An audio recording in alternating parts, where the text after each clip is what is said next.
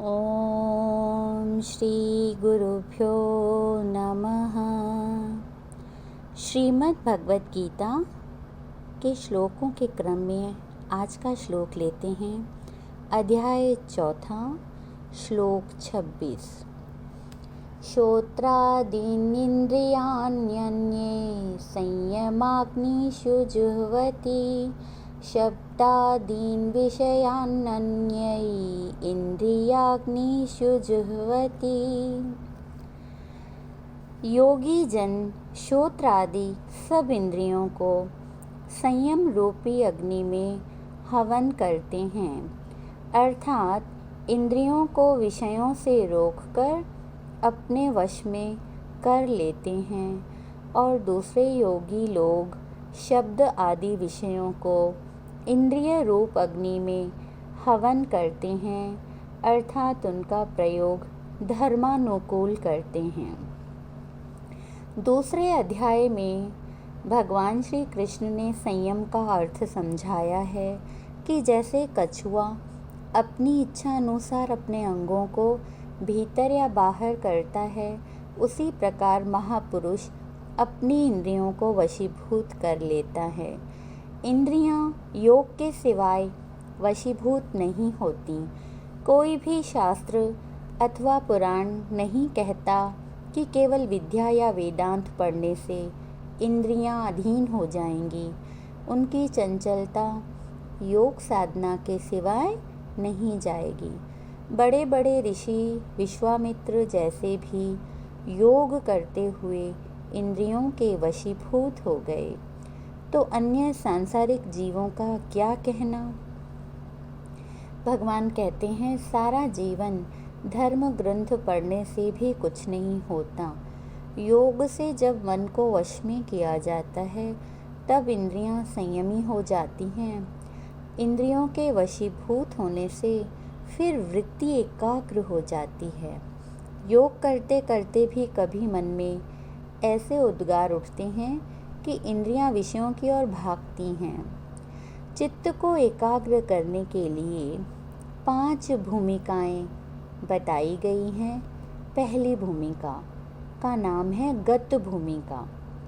राग द्वेष के वशीभूत होकर मन डीठ बनकर कहे कि यह काम करने का है या नहीं करने का, इस दोष को दूर किए बिना आएगी तो वह एकाग्र कैसे होगा। दूसरी भूमिका है मूढ़ अवस्था। ध्यान में बैठने से नींद आती है, चंचल होता है मन, शरीर में आलस्य आता है। इस अवस्था से बचना चाहिए। तीसरी है विक्षेप अवस्था। भजन या ध्यान में बैठने से कई विकल्प उत्पन्न हों या व्यवहारिक विचार उत्पन्न हों, इससे भी किसी भी प्रकार से मुक्त होना चाहिए। चौथी है एकाग्र भूमिका। ध्यान का अभ्यास करते करते जब स्थिति 10वें द्वार तक पहुंच जाती है, तब मन के संकल्प विकल्प समाप्त हो जाते हैं। जब तक ऐसी एकाग्रता आए, तब तक अभ्यास करते रहना चाहिए।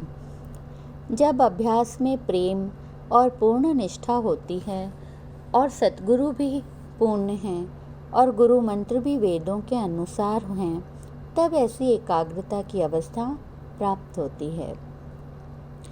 एकाग्र अवस्था आने से पहले मन तीनों भूमिकाओं में भटकता रहता है। जैसे कोई पक्षी जाल में फंस जाता है, तो वह पहले हाथ पांव चलाकर उससे छूटने का प्रयत्न करता है, किंतु बहुत प्रयत्न करने के बाद भी जब नहीं निकल पाता, तब थककर वहाँ ही शांत होकर बैठ जाता है। इसी प्रकार जब मन शांत हो जाता है, तो इंद्रियां कुछ नहीं कर सकती। मन को वशीभूत करने के लिए भगवान के भजन और ध्यान के अभ्यास की बड़ी आवश्यकता है। वेदांती इसे ध्यान योग कहते हैं। इस प्रकार की एकाग्रता में यह विचार रहता है कि मैं किसका ध्यान कर रहा हूँ, अर्थात अपने और इष्ट के बीच में द्वैत भाव रहता है। लेकिन अज्ञान अवस्था में यह भी एक प्रकार का भजन है। 5वीं अवस्था है निरुद्ध अवस्था।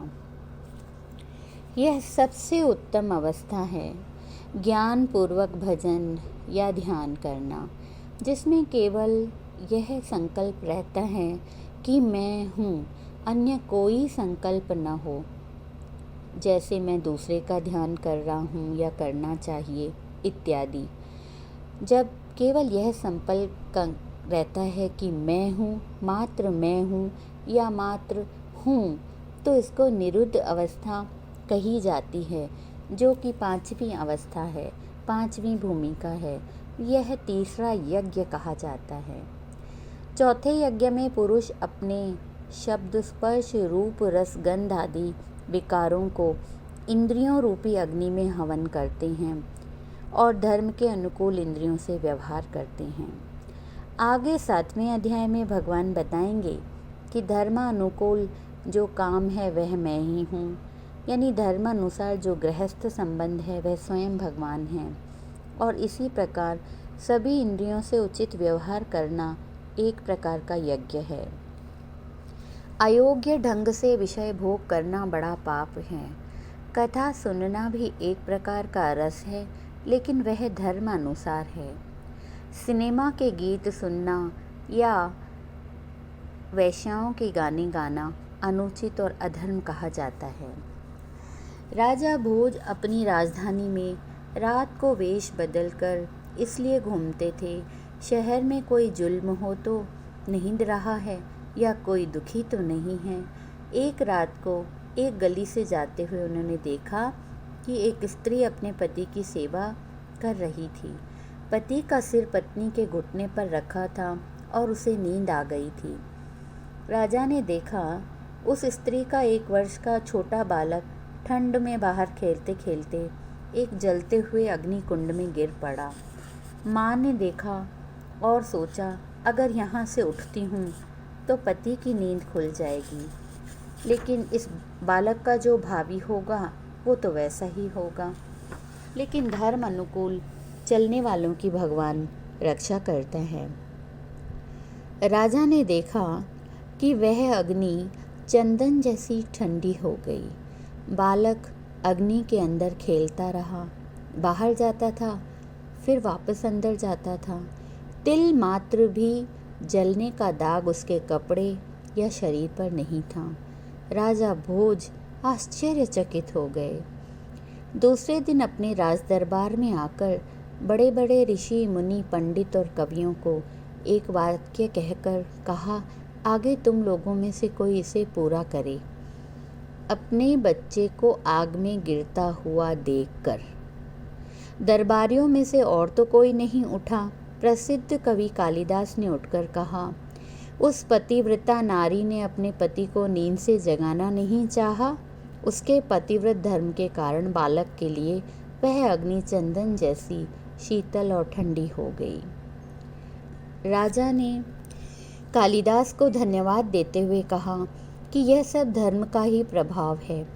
जैसे अपने घर में जाने से किसी को डर नहीं लगता, लेकिन दूसरे के घर जाने में डर तो लगता है, किंतु कभी कभी झगड़े भी हो जाते हैं और जीवघात भी हो जाता है। इसी प्रकार शरीर के होने से विषयों का होना स्वाभाविक है और उनका उचित प्रयोग करने से कोई पाप नहीं लगता।